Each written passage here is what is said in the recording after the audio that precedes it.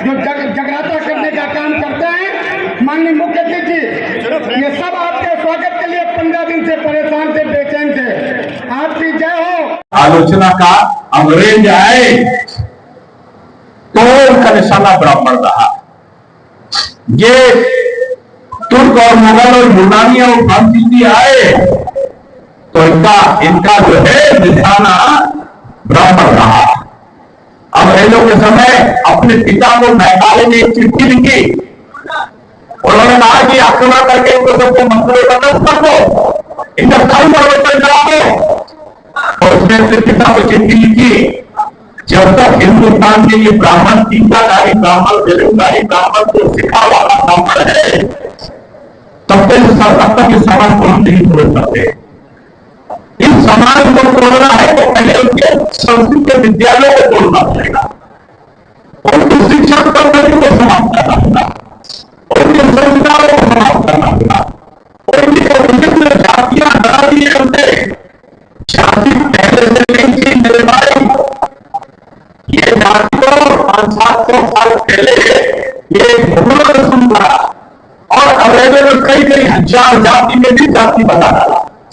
पहले वर्ण हुआ करते थे, जो पढ़ेगा वो भिक्षा मांगेगा, जो दूसरों को अध्ययन और अध्यापन का कार्य करेगा, जो शाकाहारी होगा, जो शास्त्रों का ज्ञाता होगा, जो विभिन्न प्रकार के धर्म संबंधित गुणों का कर्मकांड को करता होगा, वर्ण होगा। और अगर वो ब्राह्मण वर्ण का व्यक्ति व्यवसाय करने लगता है तो उसको वो ब्राह्मण वैश्य वर्ण का हो जाता है। और वैश्य वर्ण का व्यक्ति अगर रक्षा संबंधी काम करने लगता था तो वो क्षत्रिय वर्ण में चला जाता था। और क्षत्रिय वर्ण का व्यक्ति भी अगर ब्राह्मण वर्ण का व्यक्ति भी अगर वैश्य वर्ण का व्यक्ति भी अगर समाज के प्रति अपनी को समर्पित करने लगता था, समाज की सेवा में जो कोई काम ना करता वो काम करने लगता था, तो लोग ये कहते थे कि भगवान विष्णु के चरणों में जिनका जन्म हुआ यदि सूत्र वर्ण में वो परिवर्तित हो जाता था। सूत्र वर्ण का व्यक्ति ब्राह्मण वर्ण में जा सकता था, ब्राह्मण वर्ण का व्यक्ति क्षत्रिय वर्ण में जा सकता था और क्षत्रिय वर्ण का व्यक्ति वैश्य वर्ण में जा सकता था। धर्म संस्कृति थी। लोग कहते हैं कि ये बड़ोवादी व्यवस्था है कि बड़ोवादी व्यवस्था मेरे भाई। गीता का उपदेश आप बोलते हो कि योगी कृष्ण यदुवंशी भगवान कृष्ण का उपदेश है, गीता किसी ब्राह्मण का उपदेश नहीं था। आप कहते हो ये रामायण लिखी गई संस्कृत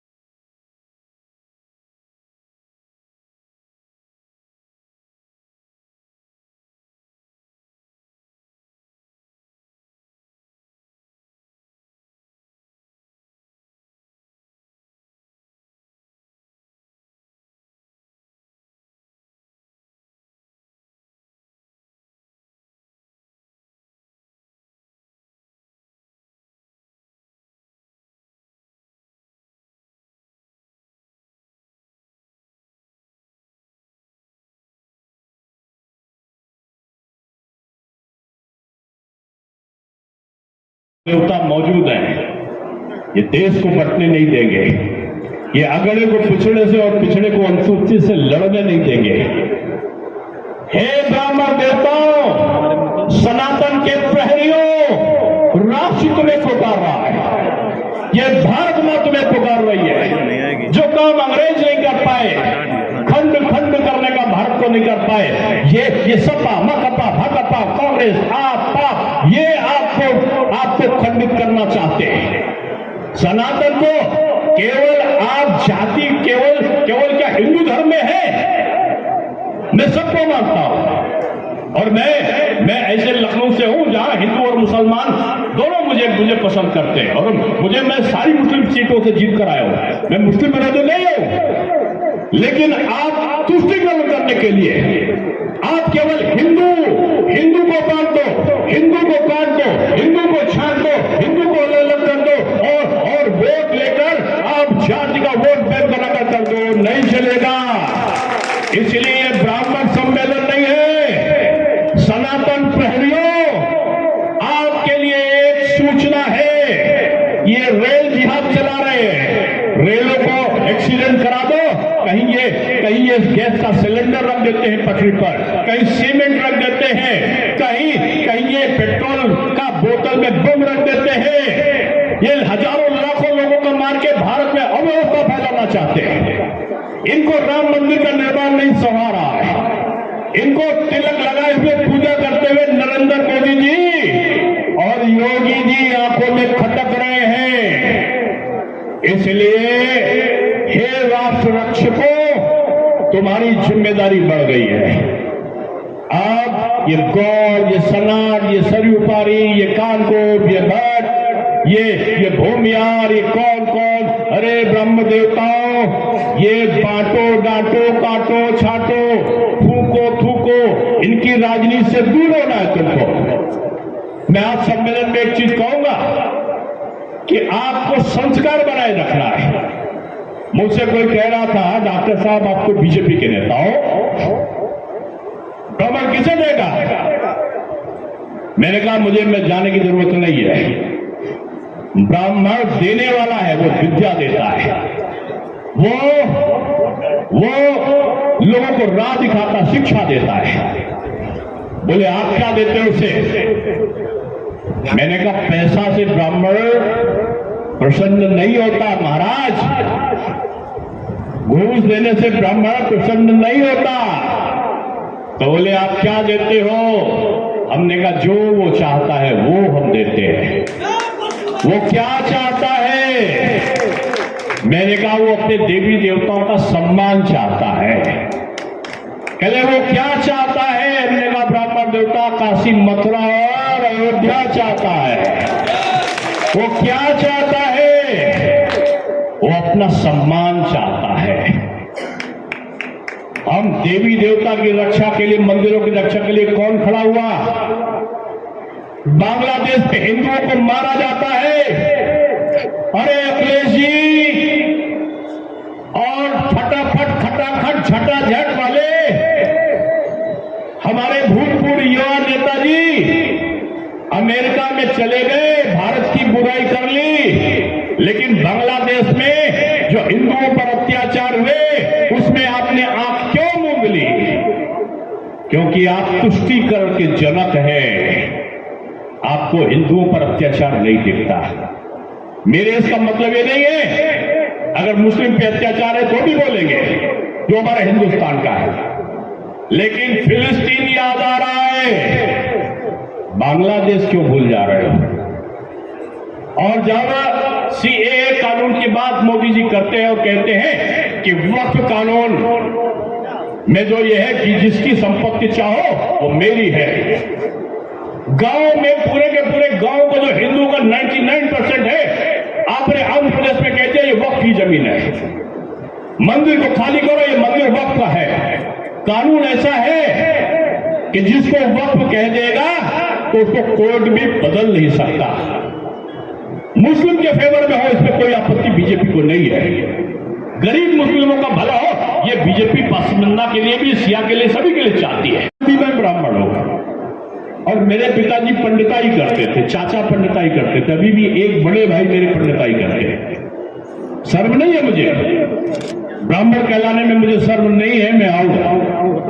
हाँ, ब्राह्मण का धर्म का पालन करता हूं। ब्राह्मण धर्म यही है कि आप दूसरी जाति का भी सम्मान करो, दूसरी जाति का अपमान मत करो, और सनातन की सारी जातियों को आप जोड़ो। किसी धर्म का हम विरोध करने वाले लोग नहीं हैं, लेकिन अपने धर्म की रक्षा करना हम जानते हैं और उसके लिए हम समर्पित भाव से काम करेंगे। ये सबसे बड़ी चीज है। और मैंने इनसे अनुरोध किया था, भैया समय होता नहीं, दादा दादी की आकांक्षा ही बच्चा होता है। वो जो जानते हैं अपना अनुभव सब बच्चे में डाल देना चाहते हैं। तो जो बच्चे की जिज्ञासा को शांत करता है, उस बच्चे की बुद्धि अपने आप में अच्छी हो जाती है।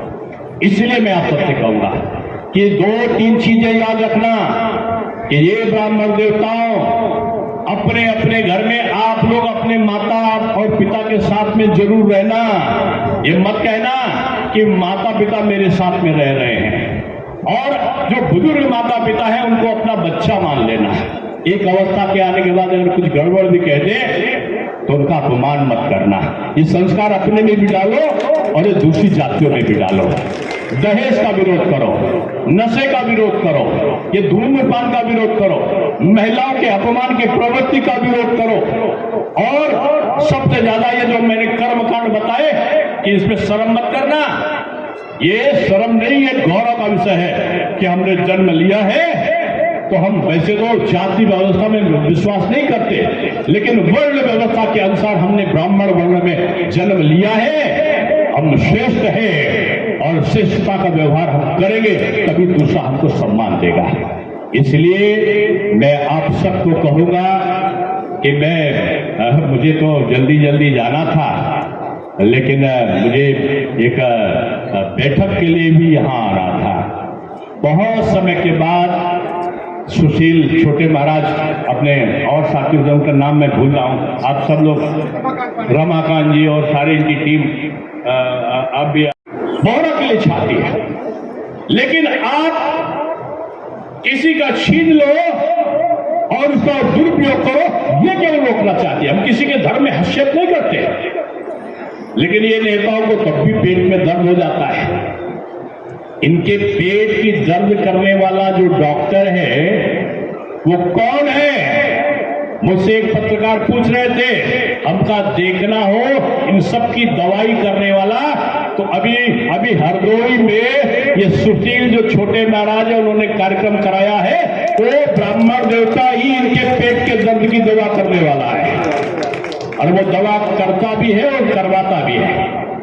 इसलिए आपका सम्मेलन केवल भाषण के लिए नहीं है, आपका सम्मेलन है घरों में संस्कार डालने के लिए भी। और एक निर्णय आज सब लोग हाथ उठाकर करो कि हम अपने कर्मकांड, अपने त्योहार को हम मनाएंगे, पूरे प्राचीन रीति रिवाज से मनाएंगे। और एक प्रस्ताव पारित करो कि जो जन्मदिन होगा ना, तो हम जन्मदिन की शुभकामनाएं करेंगे। ये हैप्पी बर्थडे समाप्त, और ये अंडे वाला केक, ये प्रस्ताव पारित है। किसी भी ब्राह्मण देवता नहीं, समाज में किसी भी सनातनी के वहां ये अंडे वाला केक करके और ये मोमबत्ती को जलाकर बुझाकर हम जन्मदिन नहीं मनाएंगे। हम भगवान की कथा कराकर, हनुमान चालीसा करके, सुंदर कांड करके, हम मंदिरों की पूजा करके, माँ बाप की पूजा करके जन्मदिन मनाएंगे।